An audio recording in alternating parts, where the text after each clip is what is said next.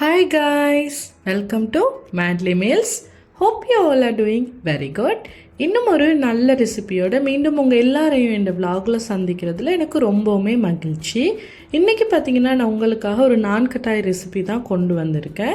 இந்த ரெசிபியை பார்க்குறதுக்கு முன்னாடி நம்ம சேனலுக்கு நீங்கள் புதுசாக இருந்தால் மறக்காமல் சப்ஸ்கிரைப் பண்ணி பெல் பட்டனையும் கிளிக் பண்ணிவிடுங்க.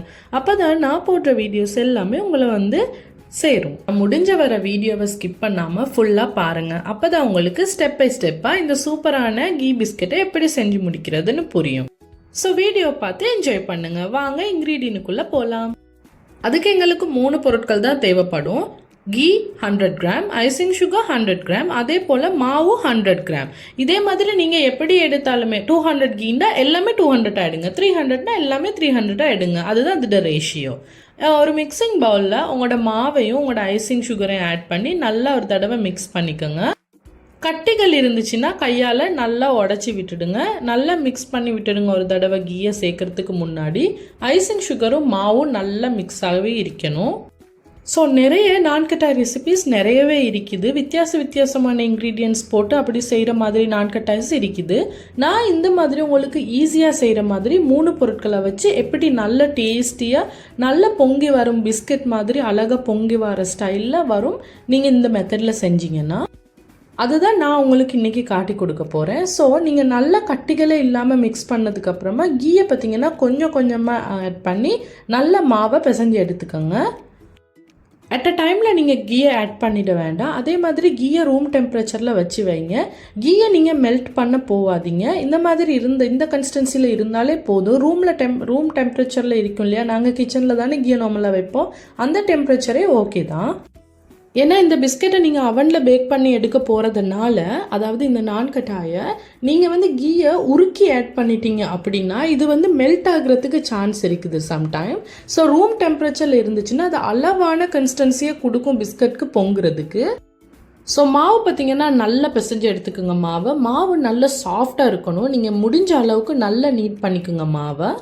அது என்னென்னு பார்த்தீங்கன்னா நீங்கள் நாணக்கத்தான் பிடிக்க போகிறீங்க தானே, அது சின்ன ரவுண்ட்ஸாக, அதாவது பால் மாதிரி தான் பிடிக்க போகிறீங்க பிஸ்கட் செய்கிறதுக்கு.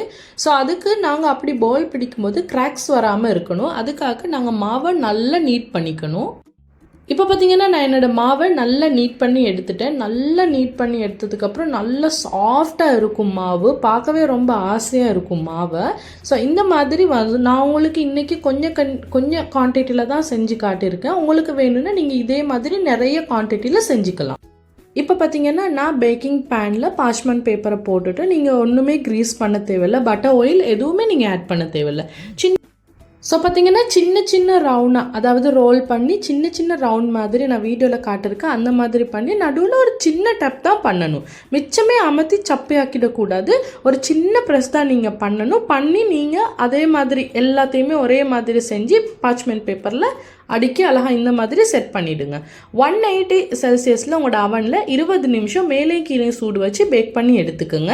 அவனை எக்காரணத்துக்கு ஒன்று ப்ரீஹீட் பண்ணிடாது. ஏன்னா கைஸ், நார்மலாக ப்ரீஹீட் பண்ண அவனில் நீங்கள் இந்த மாவை போட்டுட்டீங்க அப்படின்னா இந்த மாவு ரொம்ப சென்சிட்டிவ்ங்கிறதுனால இந்த மாவு டக்குன்னு தீஞ்சு போகிறதுக்கு சான்சஸ் அதிகமாகவே இருக்குது. ஸோ நீங்கள் நார்மலான அவன்லேயே போட்டு பேக் பண்ணி எடுத்துடுங்க 20 மினிட்ஸ்க்கு. வெளியே எடுத்ததுக்கப்புறம் நீங்கள் இதை ப்ரெஸ் பண்ணவோ இல்லை இதை ஒன்றோட ஒன்று அடுக்கவோ போகாதீங்க, ட்ரை பண்ணாதீங்க. பிகாஸ் இது இன்னுமே சென்சிட்டிவாக தான் இருக்கும். நீங்கள் மேலே லேசாக டச் பண்ணி பார்த்தீங்கன்னா உங்களுக்கு தெரியும் அது ஒரு சின்ன பிசுபிசுப்பு தன்மையோடு இருக்கும். அது ஞானக்கத்தாயோட நார்மல் ஸ்பெஷாலிட்டியாக அதுதான். ஸோ நீங்கள் எடுக்கிற கீயை பொறுத்ததும் அப்படி அந்த மாதிரி இருக்குது. ஸோ நீங்கள் அதை ஒரு 10 மினிட்ஸ்க்கு ஒரு பிளேட்டில் தனித்தனியாக அடுக்கி செப்பரேட்டாக ரூம் டெம்பரேச்சரில் வச்சுடுங்க.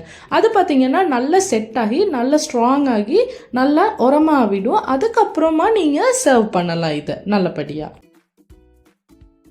என்ன நான் கட்டாய் சூப்பராக வந்திருக்குது கைஸ். நான் இப்போ இதை நல்லா ஆற வச்சு எடுத்துட்டேன். பார்க்கவே சூப்பராக இருக்குது. அதே மாதிரி வாசம் அல்டிமேட்டாக இருக்குது. நீங்கள் இது 3 இன்க்ரீடியமே போதும், உங்களுக்கு வேறு எதுவுமே சேர்க்க தேவையில்ல. ரொம்ப சூப்பராக இருக்கும். சின்ன சைஸில் செஞ்சீங்கன்னா உங்களுக்கு வாயில் போகிறதே தெரியாது. நீங்கள் எத்தனை சாப்பிட்றீங்கன்னுமே உங்களுக்கு புரியாது. அவ்வளோ டேஸ்டியான ஒரு ஐட்டம். நீங்கள் டெஃபினட்டாக இதை ட்ரை பண்ணி பாருங்கள். பார்க்கவும் சூப்பராக இருக்கும். டேஸ்டி அல்டிமேட்டாக இருக்கும். டேஸ்ட்டுக்கு அடித்து கொள்றதுக்கு ஒன்று இருக்காது, அப்படி இருக்கும். ஸோ டெஃபினட்டாக இந்த தடவை இதை ட்ரை பண்ணி பார்த்துட்டு எனக்கு கீழே கமெண்ட்டில் சொல்லுங்கள். அதே போல் மறக்காமல் சப்ஸ்கிரைப் பண்ணி பெல் பட்டனை கிளிக் பண்ணிவிடுங்க for more recipes and videos.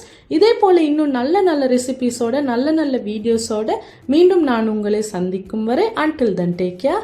Bye bye.